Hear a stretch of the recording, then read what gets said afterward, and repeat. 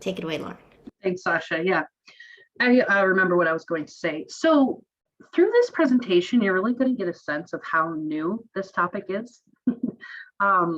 You'll get a better sense of all of the gaps in the research, which are many. And you'll see how just very few topics have been published on just like specifically. Like I'll get into the topical themes. Yeah, sure, and I will share the slides, but I'll get into topical themes in the neuroeducation research. Okay.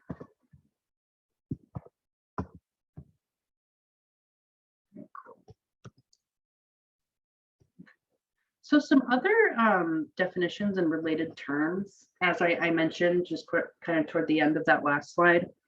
Bakhtiari in 2017 talked about neuroscience informed psychoeducation, and this is actually a snapshot of the model in that 2017 work. It's actually related to addiction and substance use disorders.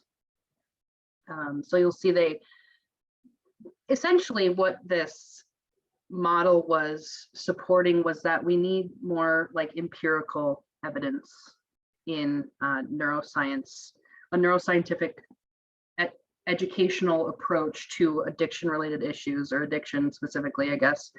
And one way to do that is to start with the problem, as noted in like the peach color on the left hand side, right? Start with the pathology, the clinical presentation of the pathology, and some sort of biomarker, and then lean into the structure, the brain structure, right? Or the neuroscientific structure around the issue, and then the content, maybe like symptoms or whatever, and then measure it on the other side, right? Measure health after you've already presented clients with those first two steps. We'll get into models. Yeah, thanks, Sasha. I was just reading the chat. Okay, so next.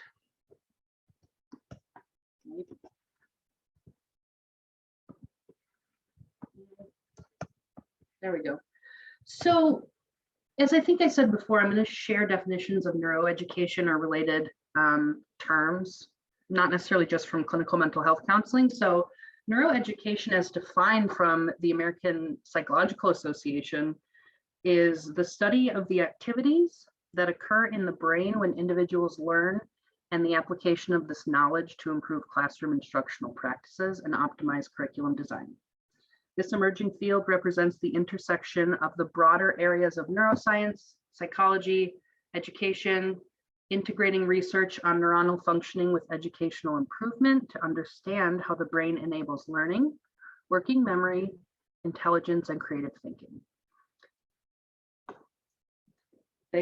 The APA had their own like brain-based learning terms, right, other than neuroeducation. So educational neuroscience, mind, brain education, neurodidactics, and neuropedagogy. So here are some authors who are related to or coined certain terms that are related to neuroeducation. Okay, so we have Zimny, who wrote about therapeutic neuroscience education. He said or wrote, the TNE presents detailed information on the neurobiology of pain and the physiology of the nervous system in patient-friendly language using pictures, examples, and metaphors. And he described TNE as a form of cognitive behavioral therapy aimed at increasing a patient's knowledge and understanding of pain, thus reducing fear associated with the musculoskeletal injury. So I want to stop because some of these definitions we're going to go through are related to specific constructs or specific issues. One of the beautiful things about Dr. Beeson and Dr. Miller's definition is it's not specific to a construct. Okay, so I wanted to point that out.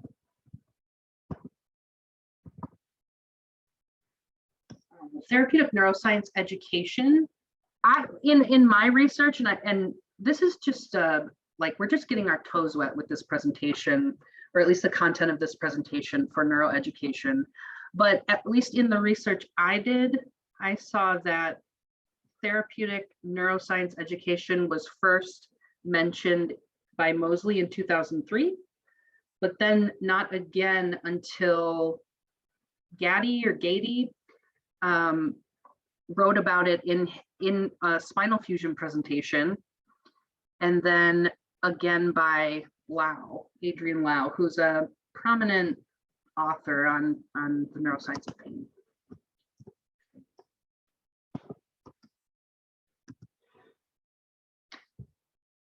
Again, Lau 2017, pain neuroscience education aims to explain to patients the biological and physiological processes involved in a pain experience, and more importantly, defocus the issues associated with the anatomical structures. I think we have one more related term. Oh no, so those were all of the related terms. Now let's take stock of the research, okay? So I'm part of the Neuroscience Integration Lab, as you guys probably know, hosted and run by Dr. Beeson. As I mentioned, I'm the co-leader of the Neuroeducation bucket. So I'm going to go over the research that we've been examining and kind of writing about informally. And I'm going to start with Dr. Beeson's book. Well, important information from chapter 1 of Dr. Beeson's book. Dr. Beeson's book is amazing and vast, but so there are, in Dr. B's book, he mentions the top 5 uses for neuroeducation. One is to support positive narratives grounded in science, right? Positive narratives for clients, because what we often see is clients come in with a narrative of like helplessness or incompetence or, shame, more shame related stuff. And we can say, hey, this is what's going on in your body and in your nervous system that is causing you to feel the way you're feeling, right? Polyvagal has a great way of understanding trauma and emotion regulation and the window of tolerance, any work by Siegel as well. So the second use is to increase compassion and empathy for self-reducing blame and shame. So somewhat related to the first one. Third, we can normalize client experiences. I can't tell you how much relief clients get when I explain neuroscience to them a bit. It's not an end all be all. Neuroscience is not a magical, is not some wand we wave and it produces this magic that takes care of everything. That's not it. But in addition to good skills and clear theory and the therapeutic alliance with clients, using neuroscience to explain what's going on can really help us normalize what's going on with them.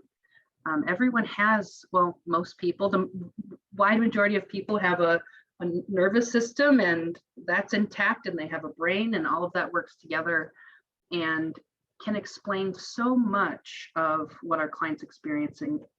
Again, I'm biased.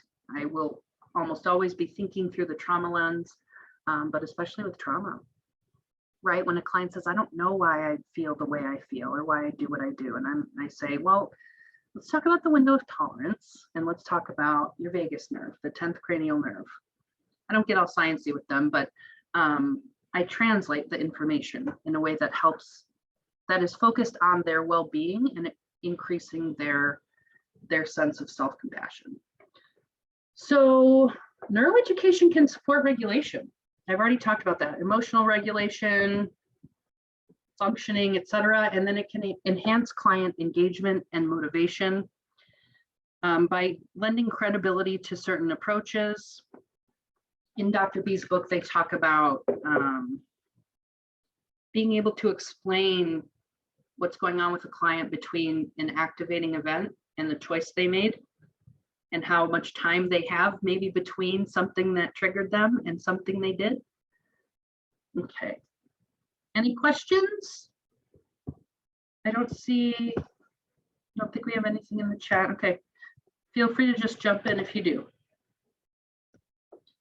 So some works around substance use disorders, addiction, and substance use disorders and addiction. That's very redundant. But there's some work around drug abuse, undergraduate health professionals working in a call center related to addiction, certain genetic explanations of addiction, and a neurocognitive perspective on addiction. The second major topic that neuroscience that authors write about in scholarly works is pain. So there's musculoskeletal pain, low back pain, and therapeutic neuroscience education, TNE, and then the pain neuromatrix. Do you guys know what this neuromatrix situation is related to pain? Okay, I'll go over it. So in that study, what they did was they hooked a client up to, or a patient in this case, up to, I believe, an fMRI. It was a PET scan, and looked at which areas of the brain responded to pain. And they logged all of those points, and then each point became this matrix that they then worked with to help this client get through or improve the pain they were experiencing, improve their symptoms. I thought that was pretty cool. And just to be clear, that for sure was a PET scan. Okay. There's been some work on, yeah.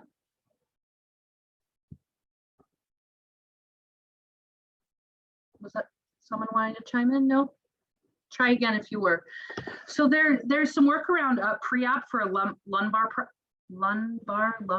problem by Lau, and then there's the psychoeducation or the pain neuroscience education in pediatrics. There's only one study related to that, but I thought it was pretty cool. That study focused on development and working with children. Yes, Morgan, this GIF is from Schitt's Creek.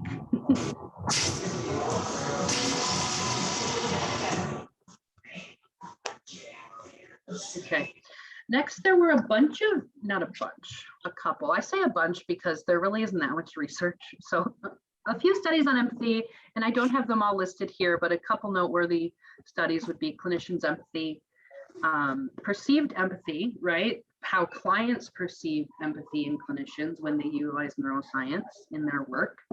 And then when clinicians offer biological explanations of client problems, we found that sometimes that can reduce empathy, as I said, but sometimes it increases client outcomes. There's some other studies here. There's a mixed blessings model, which we'll talk about, but the mixed blessings is kind of like there are pros and there are cons to using neuroeducation, right? One of the pros being improved client outcomes, one of the cons being reduced empathy, perceived empathy.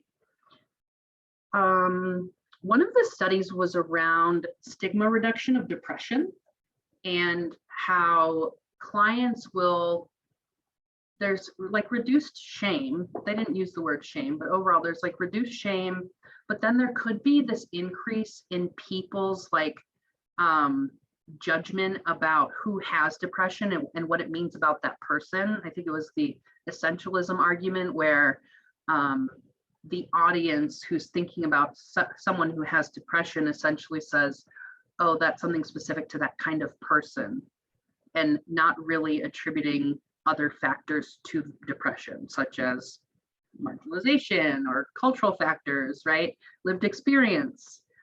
So that's a really interesting article. If you guys get a chance, look into that one. There have been studies around perceived agency and pessimism. Concrete versus abstract framing of client behaviors on clinicians' judgments. This was a really interesting. So basically, here, I'm going to take this off so I can look at you guys. Oops, this. Okay. So basically, this study was talking about clinician framing of behaviors and symptoms. So there was this abstract, more symptom-focused explanation of client problems. And then there was this concrete framing of client problems through talking about specific clients. And basically the outcome was that with the abstract or more symptom-focused explanation, people's takeaway was that their problems were more biologically based and less psychologically based. And medication was also viewed as being more favorable. I would hypothesize that it's because then it was something in the person causing their challenges versus the person themselves, right? More of that essentialism argument.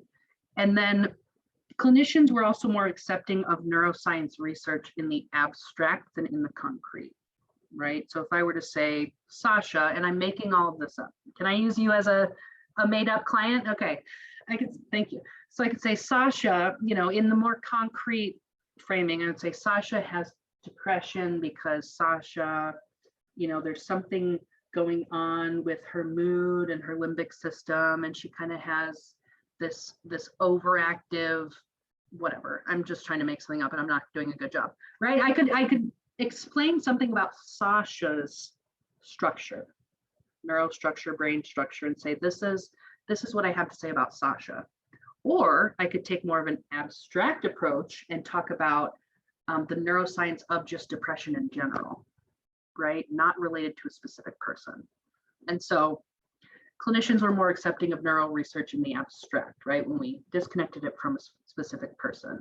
Like I think about how you would talk about issues in staffing, where you're usually talking about a person versus maybe like a presentation, right? On a construct, like I'm doing now.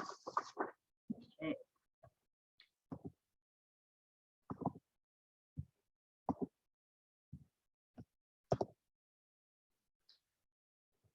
More and more and more. So there was a study on therapeutic neuroscience education via email, right? Lau mentioned like, hey, most of our TNE is facilitated in face-to-face. What if we do it over email? So it was it was a single case report basically on an individual who had thoracic outlet syndrome, which is like, I don't know, it's like right here, there's pain, it's painful, it's like a cluster of, I don't really know how to explain it. I'm not going to try because I'll mess it up. But that was a really interesting study. And the result was there was a progressive decline in pain post-op with this client. So that's positive. Next, there was integrative group therapy for IBS. So this was super cool. Basically, what they found was that the IBS symptoms decreased over time. And typically with IBS treatment adherence, right? People showing up and continuing to show up is really low. But for this particular study, it was actually very high. And I think part of why they were successful in that way was there was a nightly diary that was part of the treatment, the group therapy. So it's not like clients came once a week and then you weren't really involved in the process for another week. They had people log their symptoms and what they ate and stuff every night. Next is promoting human growth and development by Dr. Laurel and I don't know, Michelle.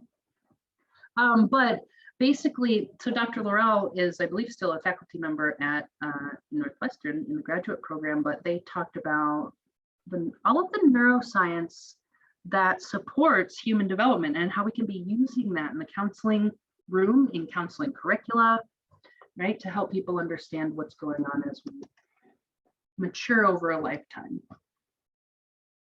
I see a chat. Oh, that was a personal one. Thanks, Morgan. So existing models of neuroeducation. I'm going to start with, so Dr. Beeson and Dr. Miller, right? They have this model that I'm going to go over. And basically, this is not a construct specific model. What you will find, or what I found and what I'm going to share with you is people have, most of the models that exist are around a certain issue, pain, addiction, etc.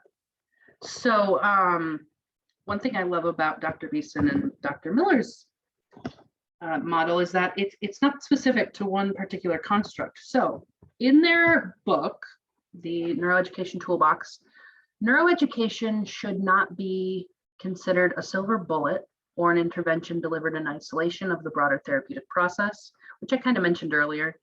Rather, neuroeducation is a strategy designed to promote the common factors inherent to the process of effective therapeutic work across disciplines and theoretical orientation. And we'll get more into common factors because I thought it was important. But so if we look at figure 2.2 from their book, page 12 of their book, you'll see overall this is the neuroeducation process. What you see on the left-hand side is the therapeutic relationship, things that really reinforce that, and then the counseling skills. Okay, and you'll see as we move across figure 2.2, they talk about the real relationship, expectations, and actualized changes in the client, and then therapeutic outcomes. Okay.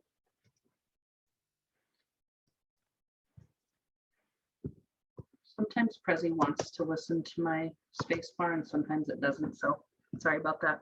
So the common factors I mentioned that are part of Dr. Beadson's model, or at least related: cultivating a trusting, secure base in the therapeutic relationship that is grounded in empathy, collaboration, positive regard, affirmation, congruence, genuineness, and flexibility.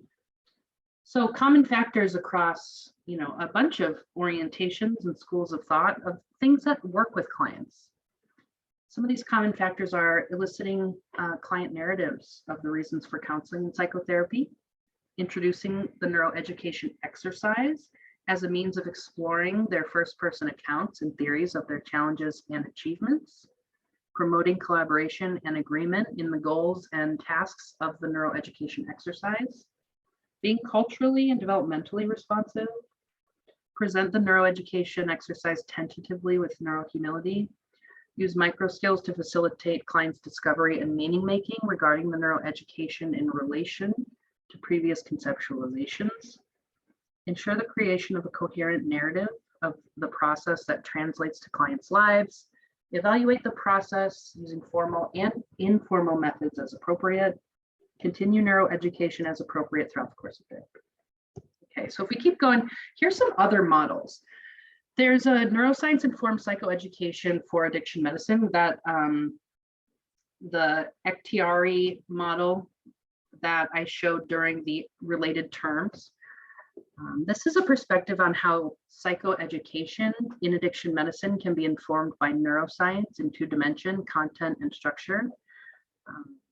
The next model is the efficacy of pain neuroscience education on musculoskeletal pain. There's a model on clinical practice guidelines for psychoeducation in psychiatric disorders, general principles of psychoeducation, which focuses on the application of neuroscience or neuroeducation and highlights how this powerful intervention can reduce client stress, improve outcomes, and increase levels of collaboration between clients and counselors. So that model, right, those things I just mentioned, client stress, improving outcomes, etc., being a result of the model. And then I also found a neuroeducation model for inclusive school-wide intervention system. It's actually a dissertation by Blake, and it was published last year.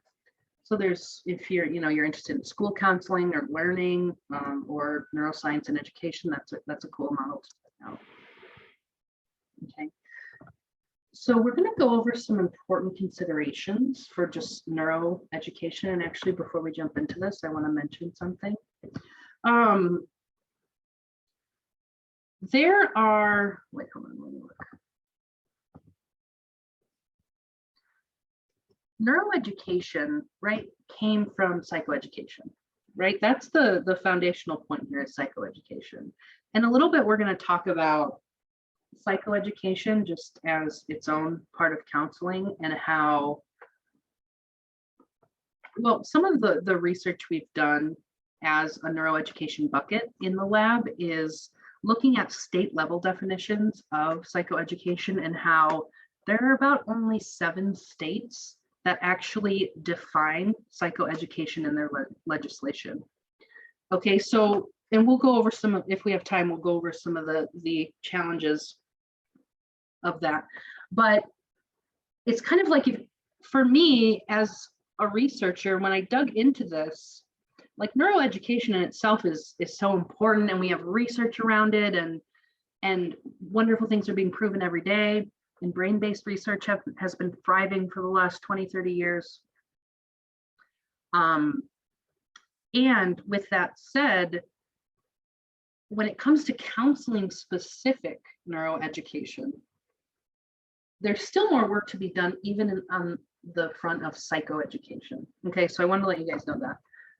So let's go back to the presentation. So some important considerations. Ektiari wrote, oops, sorry about that mistake. Ektiari wrote, using neuroscience-informed psychoeducation, NIPE, to answer potential questions among patients and families may be due to many challenges for offering neuroscience-based psychoeducation, okay, including how to identify, so here are some of the challenges. How to identify aspects of the neuroscience literature that would be most helpful to use in psychoeducation, right? So like what's most helpful, right? This body is this, there's so many biological mechanisms at work, just even right now in me talking to you. How do we pick the most important one? And is there research to support that? How we translate the complex and massive neuroscience literature into verbiage that is simple and clear enough to communicate meaningfully to patients, families, and other providers. So, right, I could say, and I'll use something that happened to me earlier, dissociation, right? I can say, you know, client, you are experiencing dissociation, and that occurs in the dorsolateral prefrontal cortex, and that's not helpful, right? So how do we translate this? And what is the craft and art of the translation? We haven't even dug into that yet. And I don't know, so don't ask me. But how to determine that the addition of neuroscience-based information can improve the efficacy of psychoeducation? To address these challenges, we need to bring together researchers who are knowledgeable about the neuroscientific literature with researchers and clinicians who are knowledgeable about the practical considerations of delivering psychoeducation. So then there's that other piece to think about, which is the researcher and the practitioner, and how people often, and the system reinforces that divide. I'll share with you, when I was at my practicum site, or I was in an internship at this point, my supervisor said, you can't be a researcher and a practitioner. And luckily, I'm, you know, not one for following other people's rules per se, you know, where it's helpful. And I was like, no, actually, watch me, I'm gonna do both. You can do both, okay? All right, so future directions. Okay, I see something in the chat. Here's the survey link. Oh, thanks, Sasha. Future directions. Okay, development of neuroscience-informed content for psychoeducation among people with addiction and substance use disorders, right? More research around that. Development of neuroscience-informed structures for psychoeducation among people with, again, addiction disorders. Validation of the development of neuroscience-informed psychoeducation using neuroscience research. So again, more empiricism. We need to show and prove over time empirically that neuroscience works, and these specific constructs and approaches to these constructs are treated appropriately using neuroscience. We need the facts, we need the proof. And then in dissemination as well.